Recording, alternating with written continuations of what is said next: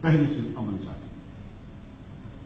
5-6 سال پہلے غالباً میں بنو میں تھا، رات کو میں سویا ہوا تھا تو میں خواب دیکھ رہا ہوں کہ حضرت آدم علیہ السلام سے فون پہ بات کر رہا ہوں،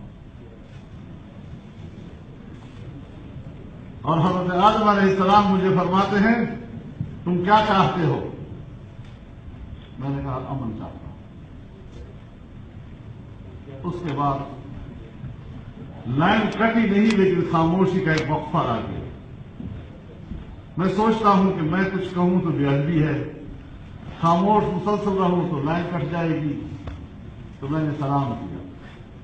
فرمایا انتظار نہیں کر سکتے؟ تو انتظار تو کر رہے ہیں، ابا نے کہہ دیا انتظار کرو، تو اس انتظار کو سامنے رکھتے ہوئے ہم نے آگے بڑھنا ہے، اتفاق رائے سے بڑھنا ہے۔ ہماری ایک اندر کی روح جو ہے وہ امن مانگتی ہے۔ اسی لیے جب ریاست امن کے قیام کے لیے فوج کو میدان میں اتارا، اداروں کو میدان میں اتارا، ہم نے سپورٹ کیا، ہم امن کا حکمت عملی میں اس طرح سے رائے ہو سکتا ہے، لیکن ریاست مقدم ہے۔ جب اس نے فیصلہ کیا ہم نے پہلے کیا۔